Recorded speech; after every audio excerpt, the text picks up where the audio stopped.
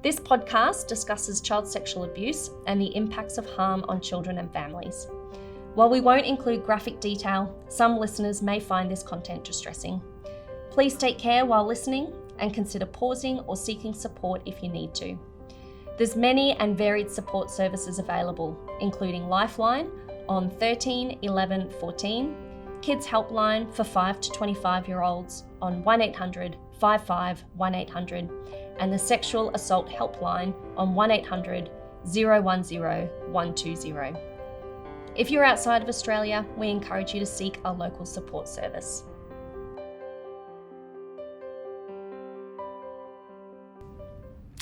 Hi Conrad, thank you so much for joining us on this episode of the podcast. You have more than 20 years of experience in child sexual exploitation prevention and child safety. It's an incredible career history, and your experience is hugely valued, particularly in the context of your participation as an expert on the panel for the In Plain Sight report. I would like to start with asking, how was your experience with the review, particularly bringing the expertise to the theory? Thanks, Kirstine. It's good to be here. Thanks for inviting me on. It was an interesting experience because I think what it really did is it provided an opportunity to bring a range of views, perspectives into, I guess, one place, and actually really unpack where failings occur. So even though we used specific case study to unpack some of these system issues, it was really much broader than that in the scope at which we kind of talked through those issues. The gaps that we identified are not necessarily specific to one element of the child protection space. We actually see them in different elements within the broader sector. And I think that was interesting in and of itself. And it also provided probably a little bit of complexity in certainly some of the discussions. So the scope, it's like when you start to pull on a thread, and the scope then of where that thread takes you, you could see it kind of over time unfolding.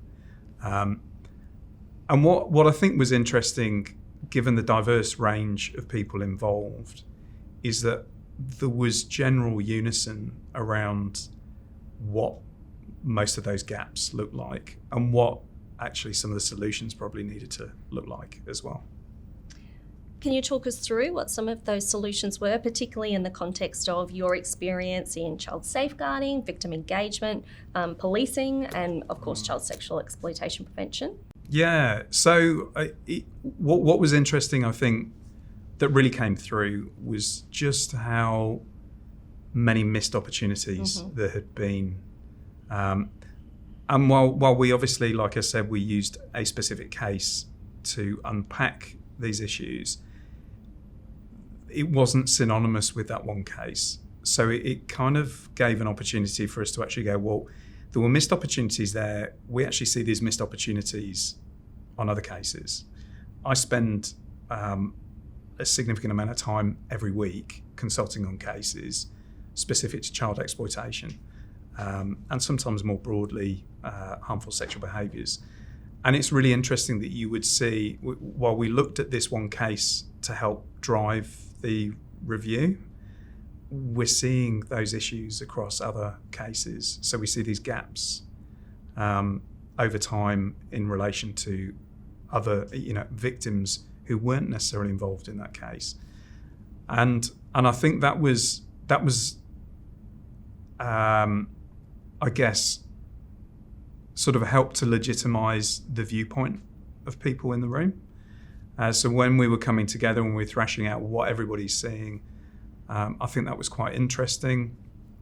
I think for me, probably one of the biggest issues, and I've seen this in my career over the past 20 years, is the issue around information sharing, and just how many missed opportunities there were for information and intelligence to actually be passed on and to be acted on.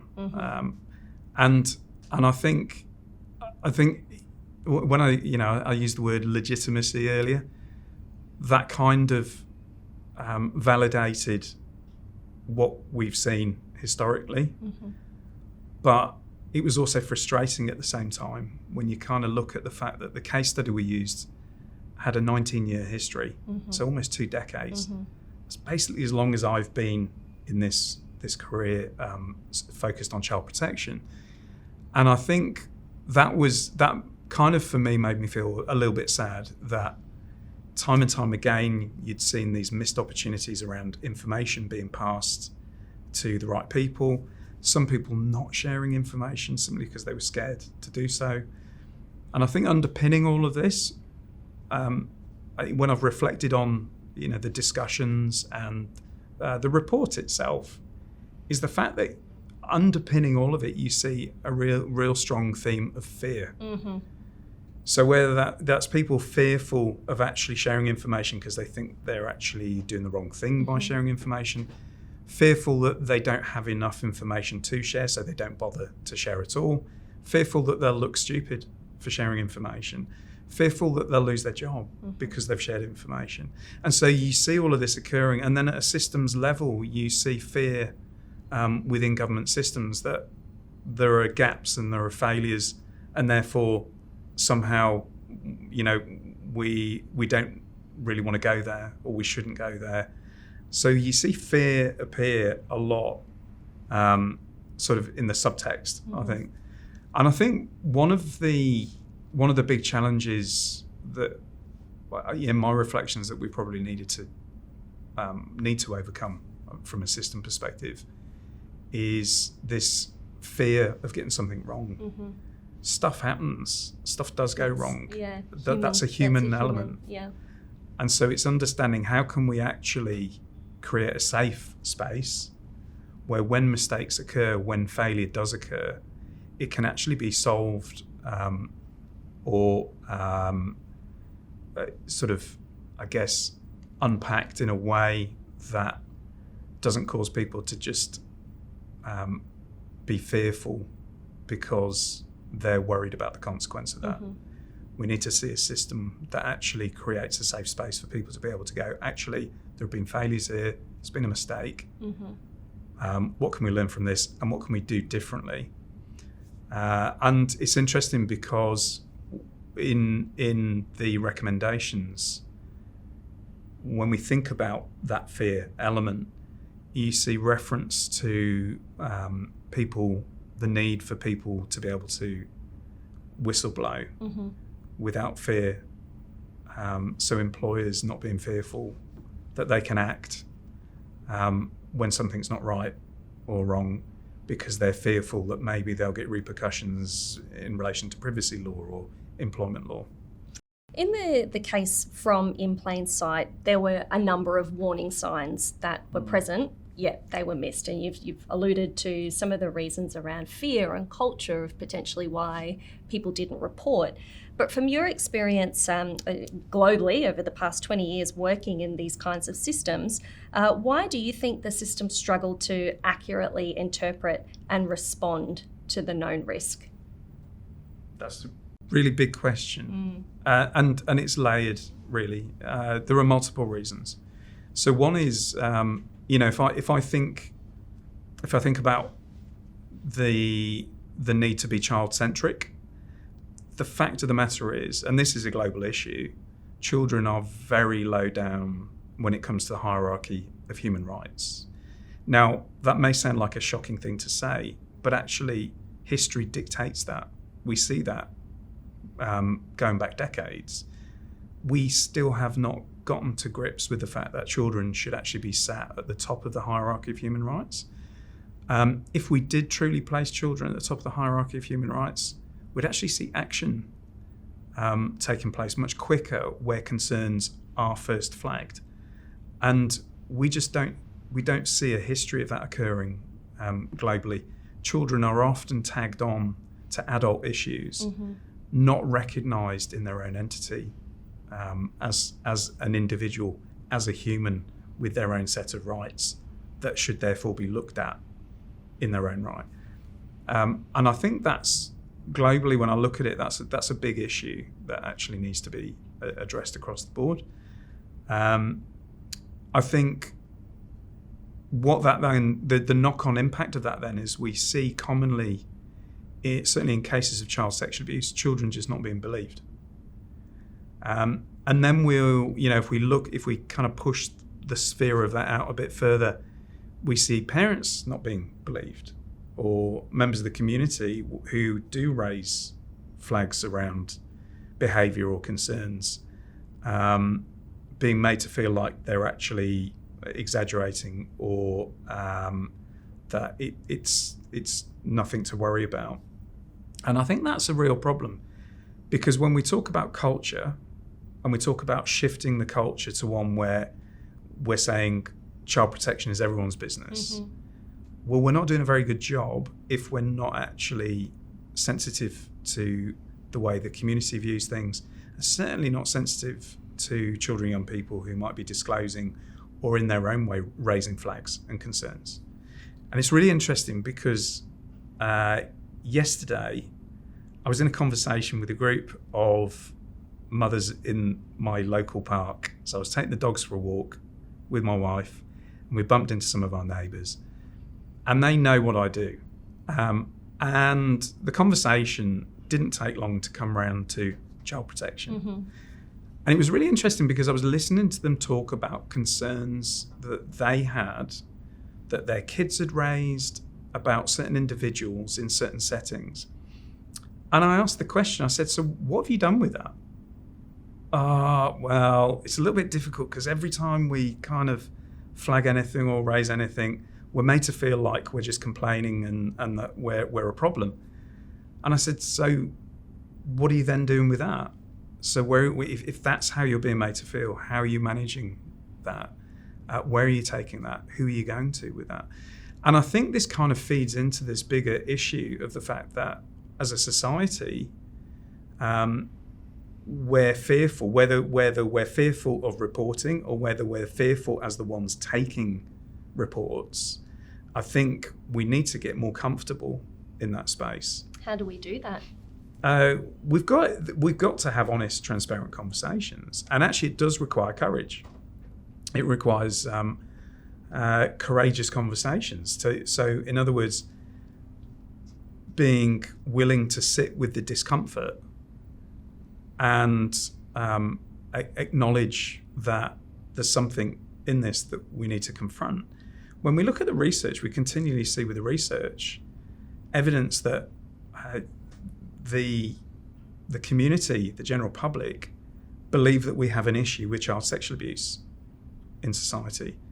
But then we have almost this cognitive dissonance where they at the same time think that it's not really an issue in their area or in their neighbourhood.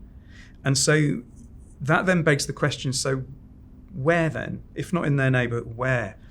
And I think this kind of highlights this discomfort that we need to create an environment where it's okay to actually feel uncomfortable, and it's okay to have discomfort around these subjects, but it's not okay for that discomfort to allow abuse to occur. And one of the things I frequently say to people, certainly when I'm in either case consultation situations or training delivery situations, is if we're uncomfortable talking about these things, if we're uncomfortable with these issues, how much more uncomfortable is it for a child who's being abused? Absolutely. And so on the grand scale of my discomfort, what do I feel more uncomfortable about? Me having to have a difficult conversation, or knowing that a child is likely experiencing abuse and turning a blind eye to that, or not willing to have a discussion that might involve reporting. So I think we need to create a culture in society where we're making it more comfortable to have those uncomfortable conversations. Absolutely. And that takes time, but you have to start somewhere. Talking about organisational settings, and you referenced just a moment ago some of that fear and cultural attitudes towards reports and responding to concerns. If we reflect back on the case study, when clearly there were some warning signs that were missed, in fact, numerous. My question to you is about the professional judgment in cases like that. How can systems either support or constrain workers when they're making difficult decisions about child safety, when they're hearing things, when they're responding to concerns, or indeed when they see something that doesn't sit well with them? Yeah, that's it. That's an interesting one, because professional judgment is something I would argue that generally is learnt over time. So you practice it. It comes through experience. One of the big issues I see, certainly in my work, is it's often people who lack experience or who might be new to a space that are reluctant to challenge or reluctant to actually flag something, even though they might feel uncomfortable.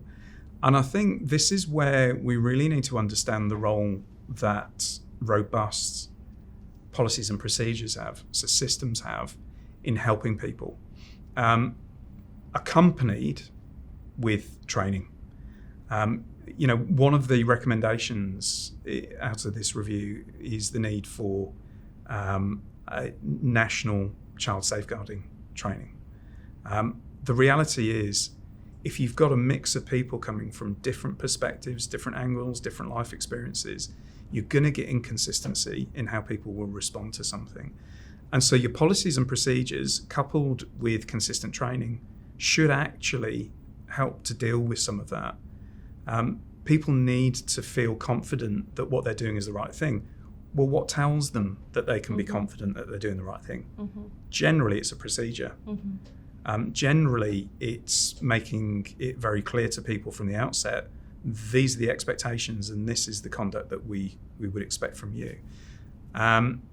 We've seen legislation introduced in recent years here in Queensland where, certainly from an institutional perspective, there's a failure to report offence. And of course, that makes it incumbent on individuals who have responsibility for children and young people in their role, their work, to actually protect. So take action to protect a child from harm or sexual harm. So that's a clear mechanism there. The problem you've got is if there's not education or training around those expectations and that kind of conduct, then you'll have people not knowing that maybe they actually have an obligation. And so I think this is where bringing everything together in a consistent fashion and making sure that we're consistent in messaging, but also we're consistent in making sure that people who step into these roles in institutions are very clear on what the obligations are, what's expected of them in that role. And I don't think we're there yet. And I think this report, and certainly the review as it was taking place, was very clear that there were big gaps in that. People didn't always know what was expected of them, despite the fact that it was clear people felt uncomfortable or people were flagging concerns, but then didn't know what to do with that. And so we should never be in a position where if somebody has a concern, somebody needs to actually do something with that. Well, what do they do? And I think that's a really important thing that comes out in the review. Based on what this review has revealed and the recommendations, what needs to change, do you think, to ensure that when warning signs emerge, the systems act earlier and more decisively to truly protect children? Yeah, I mentioned earlier believing. I think, I said we need to believe children and young people. We need to believe parents and carers. We actually need to believe professionals as well. And I think if a system is working cohesively, it should really be set up in a way where when professionals raise concerns around issues, that's taken seriously and it's acted on. I think certainly when I look at the recommendation around an intelligence hub, a child safeguarding entity, those kind of elements are very, very useful elements that provide a mechanism for doing that. That that I think means that you've got somewhere to go when things aren't quite clear. As things stand at the moment, if police are responding generally, they will look for an offence. Well, how do you speak to your professional judgment when you don't have a clear offence to evidence? An intelligence hub would actually provide a mechanism for people to be able to go, well, actually, we've got these concerns, we've got these flags, we can pass this information over and know that it's held centrally, because other people might add to that. You're not necessarily ever going to get to know that as the person sharing information. And that one piece of intel combined with all of the others really creates this picture about risk. That's right. So every piece that goes in is a piece of a jigsaw. And I think what and the report speaks to this, the fragmented nature in which information comes in. And you've not necessarily got somebody coordinating all of that information. They're not necessarily joining the dots. It's, what we would look at from an analyst perspective is you've got somebody actually analysing that information and data. Well, if you don't have an entity for doing that, if you don't actually have somebody taking responsibility for that, then you're reliant on individuals in their roles to take the initiative and go, actually, I'm going to dig a bit deeper on this. I'm going to pursue that. But it might not be clear in their role that that's for them to do. And I think this is one of the things that is so important that this review highlights when we look at all of the missed opportunities. Had you had someone coordinating and actually bringing all this information together, we probably could have seen a significant length of that offending time reduced because it would have been picked up in a focused way. Hindsight's a wonderful thing, but we know historically that when we see cases or we see information acted on, we see other instances where it does disrupt and it does actually get outcomes much quicker. That's evident there. We see that in the research. So we've got enough there to tell us that does work when it happens, when it's coordinated. But again, that sort of is underpinned by other issues that are dealt with in the recommendations, things like resourcing. You've got to resource that as well. Absolutely. There has to be an appetite for resourcing it. Absolutely. Do we want it properly? Yeah. Do we want another inquiry in 10 years' time? I would like to say no, we don't. But we had a Royal Commission 10 years ago that highlighted some of these issues way back then. And we didn't see an implementation of those recommendations that could have actually made a difference.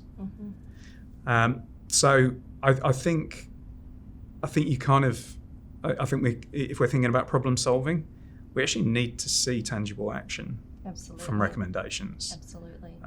They're made for a reason. And I think this is the kind of thing that should transcend politics. It should transcend really opinions. And if I loop back to my earlier comment around a hierarchy of children's of human rights, with children being at the top of that, then that should be our central focus.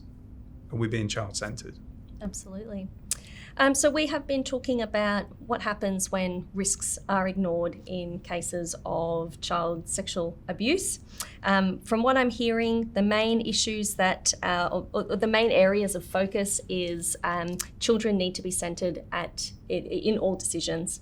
We need to believe children, we need to believe their families, and we need to take issues and report seriously. And fundamentally, we need to be sharing information to create a safety ecosystem around children. Is there anything else that you would like to speak about before we wrap this episode up?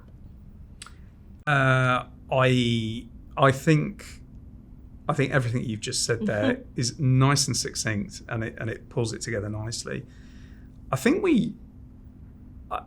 the other thing that we probably need to seriously consider, off the back of this review and the report recommendations, and the fact that we need to see children in their own right, with their own set of rights, which exist at a UN level. I think it really speaks to the need from a government perspective, to actually have a designated portfolio. Mm-hmm. So what I mean by that is a children's minister. We should have a minister, and it should be a senior level minister, not a tag on to another portfolio, or split across multiple portfolios, as we often see, not just in Queensland, but across other states and territories. It should actually be treated as a senior portfolio position for government ministers. Because if we don't, the knock-on impact from a societal perspective is huge. If I was talking economics, the cost of child maltreatment carries a huge price tag. And that goes way beyond the childhood. It goes right into adulthood as well. It's a lifelong cost. That's economic. There's the fallout from it in terms of the emotional, mental health factors. So I think not treating it as a significant issue that is deserving of its own portfolio at a ministerial level is actually a real oversight. Thank you so much for spending time with me today and sharing your expert insights. The work you do is phenomenal, and I know that your contribution to the board was incredibly valuable. So thank you very much. Thank you.